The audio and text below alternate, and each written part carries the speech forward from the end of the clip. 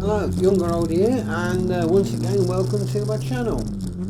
Now, Norton motorcycles. To be honest, I wasn't really going to do any more videos on Norton, but I've been sort of reading up a bit more about them and everything else, so stay tuned and watch after the intro.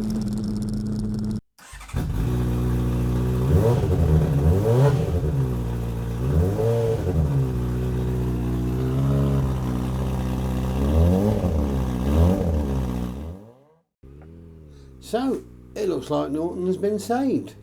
Indian company TVS, basically they're taking it over. I read somewhere it's around about the 15-16 million pound mark. So it's good news for the brand.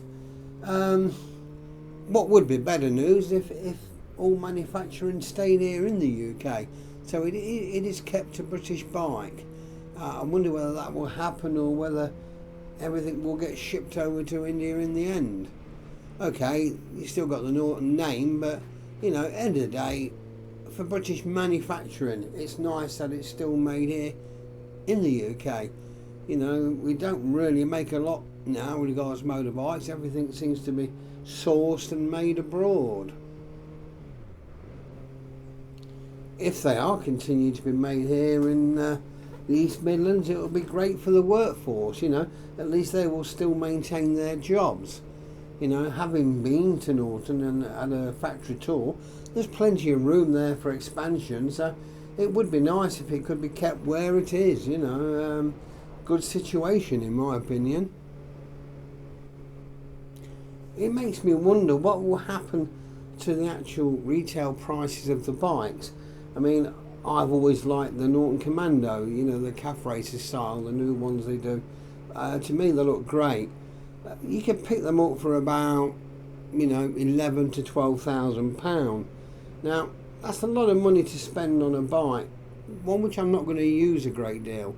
You know, it's no good for doing touring here and Europe for me and the wife on it. You know, just not a practical thing. It is definitely just go out for a ride on a Sunday type blast bike in my opinion.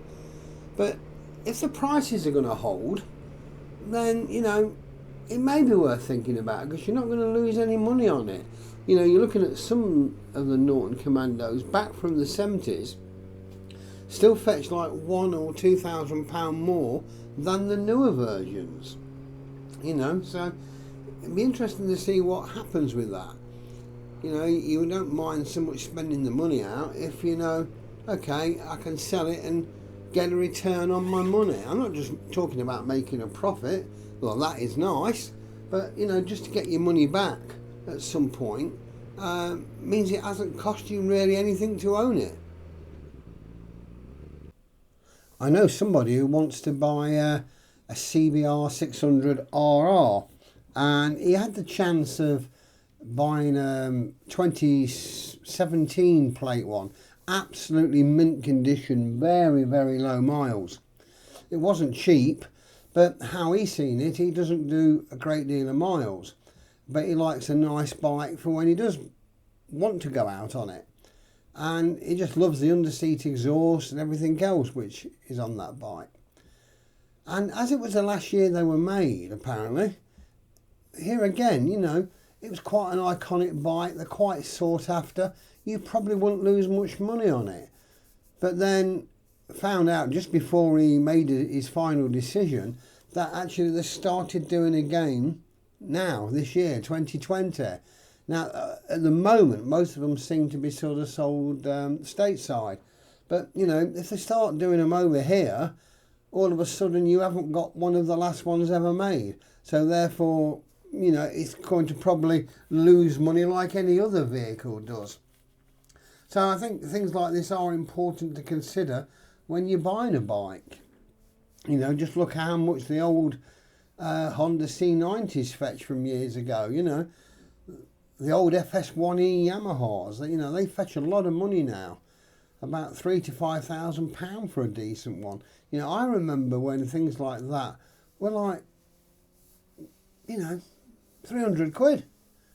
It was unbelievable, you know. So there's something to be said with having these things and keeping them a long time. But if they redo them again, then all of a sudden you haven't got the benefit of that. Anyway, so back to Norton. Yeah, went off subject a bit there, but yeah, basically, as I said, if they are made here in the UK still, it'll be absolutely fantastic for the workforce, fantastic for, you know, British manufacturing to carry on. It'll be interesting to see what will happen with the people who have purchased bikes. You know, will they get the chance to still buy the bike? Will that model still be made? And if they're not going to make that bike, I should say, you know, will their money be returned, deposits or whatever they've paid towards the bikes? It would be nice to see them get the money back. I mean, I know at the end of the day, if you're paid on a credit card, you know, you get insurances for things like that, so you can actually get your money back from the credit card company.